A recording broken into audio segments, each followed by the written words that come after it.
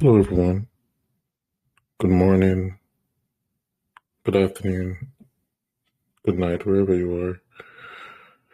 And I hope that you had a wonderful weekend, the past weekend, of course. Today we'll be going over the market, just a overview, and doing some analysis. This Wednesday, which is the day after tomorrow, is a day where as we will be going live at around 8:30 a.m. in the morning. So we'll be doing some live stream, reading of price action, as we'll be, using the volatility and trying to gauge, or predict what will happen. So you can see that yesterday we did have news at 10 a.m., right? But due to the fact that this week is non-farm payroll week, we usually, take caution. So on these weeks, I usually like to wait for the 2-week open to be established before doing anything at all. Currently, it's 6:27 p.m. We already had the 2-week open being established, which is 6 p.m. We can see that tomorrow we have news at 9:30 a.m. Eastern Standard Time and 10 a.m. Eastern Standard Time. Usually, whenever we have two high-impact news events within, a proximity of 30 minutes, and that's important, right? Within a proximity of 30 minutes together, we will potentially see either intermarket sequential SMT or sequence SMT on the 90-minute cycles, right? And this is very, useful for the index futures, right? And as you guys can see, well, you will see right now, we're not in the best spot for anything at all, in my opinion, right? So now we have, consolidation or low probability conditions all across the board, right? So it's not like a week whereas I would be like, okay, we'd expect price to fall into this fair value gap. No. At times like these, we don't have fair value gaps. At times like these, prices totally out of sync. And that's just due to the fact that we have, all of these troubles, across, just ripping through the economic fabric of our world, right? So, Russia, the USA, all of these things are having impacts on the market at the moment, which, will be cleared up soon. The market will be cleared up soon. But, times like these are the best, in my opinion, because it teaches you more. It's harder to navigate. So you're being, stretched or pushed to your limit, whereas you have to be waiting longer than you would want to wait, which is good because you're here for what? To learn how to trade, to learn how to read price action, and also to learn how to control your emotions. So me telling you this is, of course, since recently I've just been placing no more than 3 trades a week, sometimes 2. Why? In these conditions, election year conditions, you don't really want to be scalping too much. Stick to day trades and intra-week trades, or stick to intra-month trades, which are, swing trading, which is swing trading. Anyways, here, Wednesday, you can see that we have high-impact news events in the morning, right? ADP, non-farm payroll change in the morning, which is different from non-farm payroll and the actual NFP, right? This isn't as volatile as this is. Here we have unemployment claims.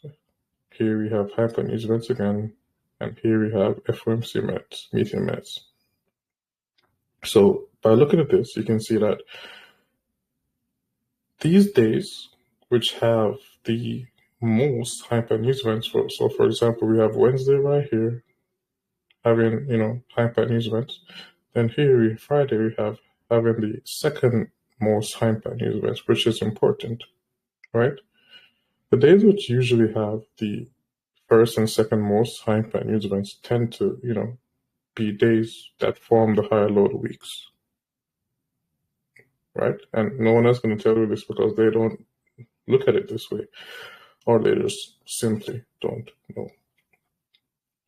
Of course, for this to be confirmed, because either of these 2 days could, prove to give that move that you're looking for, right? Any of these days. If you realize, then this is the main reason why I didn't care about, Monday, because this is what I saw, right? And by me skipping Monday, most of you, will in fact skip Monday as well, which is good, which is why I did it. So the thing that would confirm, a large move would be what? Yes, sequential SMT, followed by a precision swing point. And that's usually well, there are more things to learn, but for now we stick to that so you don't get too confused, right? Sequential SMT followed by a precision swing point, right? And this would occur on the lowest 90-minute cycle, but preferably we would see this form within the daily cycle or the weekly cycle, right? The sequential SMT or intermarket sequential SMT, whenever it forms on the weekly cycle, obviously price will give us a larger move than if it's formed on the daily cycle. After this day, Wednesday, if we see sequential SMT here, we can expect what? We can expect price to move. Even if we see it on Tuesday, we can expect price to move. But there's something to, really understand, which is a part of doubling theory. For example, if we see sequential SMT here on Wednesday, we won't see it on Thursday within the weekly cycle. So sequential SMT tends to, it's not going to be following, right? So you won't see it on Tuesday and Wednesday on the weekly cycle. If you see it on Wednesday, and even if it forms on, for example, the day after Wednesday, then it would be on a lower time frame cycle, which would not allow price to, move to take over the range that was formed on Wednesday.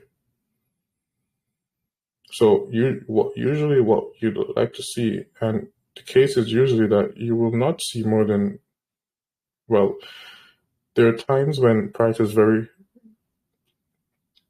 how would I say, when price is moving a lot, the most that is possible is to see 3 in regards to in regards to a cycle that you're looking at, right? So not just in regards to the weekly cycle, but if you're looking at a 90-minute cycle, it has 4 quarters, right? You won't see, well, that's a different case. We're getting into that. Now we're talking about the weekly cycle. For the weekly cycle, you won't see more than 3. So if one's on Monday, then you could see one on Tuesday. Or if one's on Monday, you can see one on Wednesday, but you won't see it on Tuesday, right? So it will skip days, right? It will skip Monday. If we had one on Friday the week before, right? It will skip Tuesday. If we had one on Monday, it will skip Wednesday. If we had one on Tuesday, it will skip Thursday if we had sequential SMT on Wednesday. And it will skip Friday if we had sequential SMT on Thursday. This is very important to understand because whenever there is not sequential SMT, there is not expansion. When there is not sequential SMT, all you usually have is what? Either consolidation which gives rise to a sequential SMT or continuation.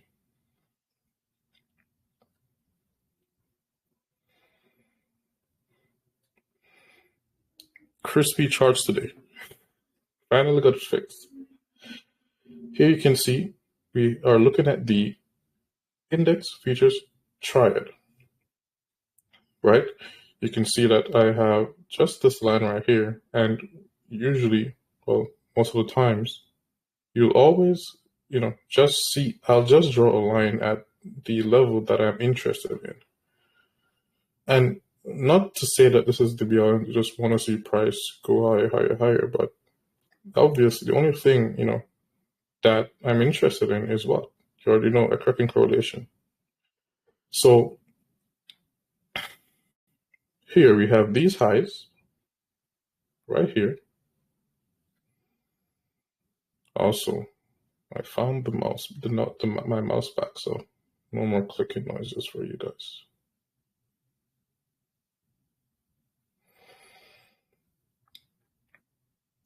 Here you can see, right, that I have these highs highlighted. This is the forward time frame. But when I go to daily time frame, right, you can, get a better look at what's happening. First of all, we can see that the Dow, right, is not at, near, well, all-time highs as how these are, right? So even the S&P, right, it's literally hovering near to all-time highs, and I say that, just by looking at the closures, right, because that's what matters, right? So we're very close to the highest close, of all time for even the S&P and for the Nasdaq. But we're further away with the Dow. So this is indicating that there is some weakness, within the marketplace. But for this weakness to be confirmed, we need to have a lower time frame cracking correlation, right? Also, something new for you guys to study is, whereas I've already hinted at something, well, gave you something for doubling theory if you guys, manage to grasp it. If not, we'll be going over it some other time, but make sure that you're taking notes. There are 13 months, right? And I believe I've said this before. I've just said there's 13 months in each yearly quarter, right? Just as how, we have 5 days in a week, right? We have 5 days in a week, and we use each of them, right, to, measure for our, get our sequential SMT, find our cracking correlation. You can reflect upon each month the same way. So for example, you can have sequential SMT between January and February. Yes, between February and March. Between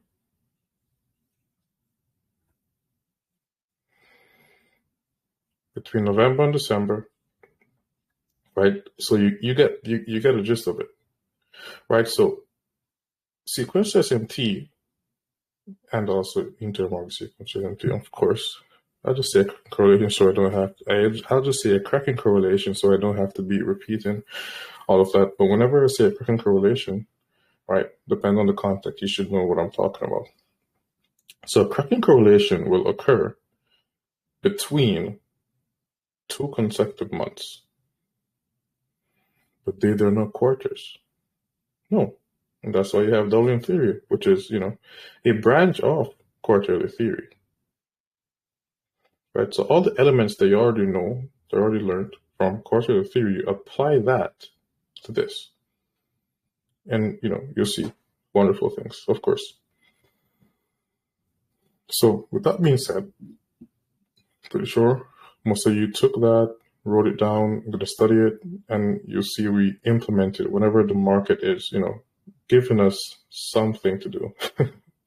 For now, it's not. Right now, we just have price consolidating all across the board here. Price even traded here, failed to break above this high, which, was a precision swing point.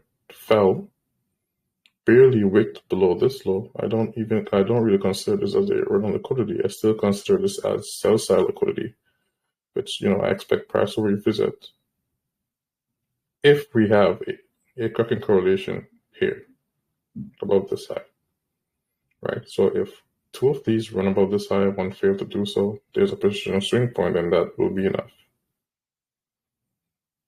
But for now, basically this is probably one of the weeks whereas, I advise everyone to just remain nimble, study price action, and don't worry, the charts are not going to be going anywhere. Right? The charts will always be here. Well, not always be here, but they won't be gone for a very long time. Right? So the price will always be here. Price will be here. So just, don't go inside and hurt yourself whenever we have price action like this. If you realize we haven't been really paying attention to quote unquote higher time frame PDRs, right? Mostly what we've been focusing on is just, the sequential SMT. Due to the fact that, yes, and price has been, ill or low probability for most of the year. It's just that we understand what we're doing, so it doesn't really, trouble us like that. It doesn't bother us. And that's just due to the fact that we know how to expect reversals without depending on higher time frame levels. Even though when you have higher time frame levels and sequential SMT, then, that would be a different ball game. That's whereas you would have the highest of probability, right?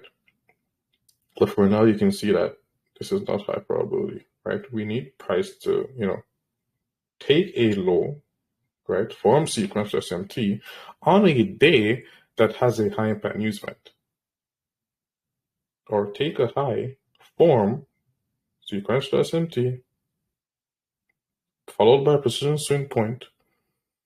Then what? What's the third thing?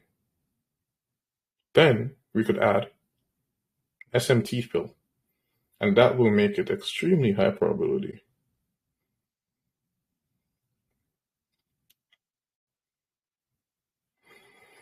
Here, right, looking at the US dollar, comparing it to the euro and the British pound, ever since we, got, this direction correct, we caught the British pound literally at the top, and we caught the US dollar literally at the bottom, right? But for now, you can see that we've just been chopping around consolidating, as I, just stated, right? We've just been consolidating all across the board. So even here, look at the euro consolidation, right? Look at the British pound consolidation. Look at the US dollar consolidation. In weeks which, occur before NFP, so week 4, and this is why usually week 4 is such low probabilities, that just as how the day before NFP will not be the best day to trade, and just as how, the day before CPI, so for example, CPI is on a Tuesday, then the Monday will be low probability. The week before NFP tends to be low probability as well, due to the fact that we have such high impact, news drivers entering the market. So we have this low right here for the US dollar, which does not matter, of course, unless there's SMT and a and a precision swing point, right? It does matter. Price trades below, there's no correlation. Okay, wait until it trades below this one and then creates a lower time frame correlation, right? So literally that's it. For now, right, price still looking for these highs, but waiting for, price to find a footing in the US dollar. For now, I'd advise to just, continue to taper it until, we have clarity.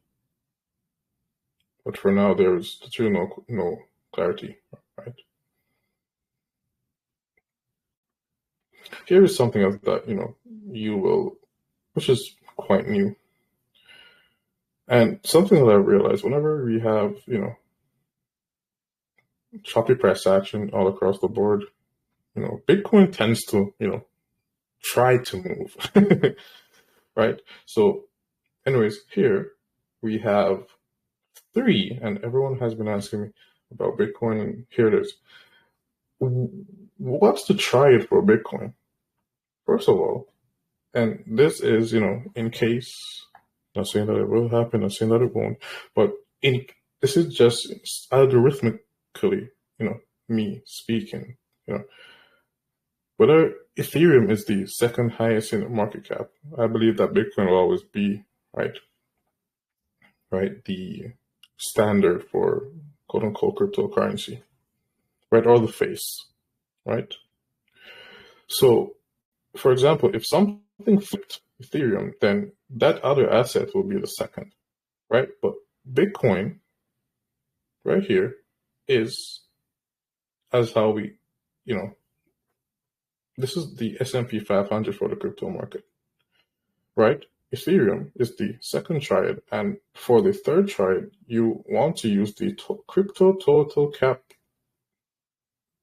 right? Excluding Bitcoin and Ethereum. So this takes all the data from all of the altcoins, right? And just put it in, one,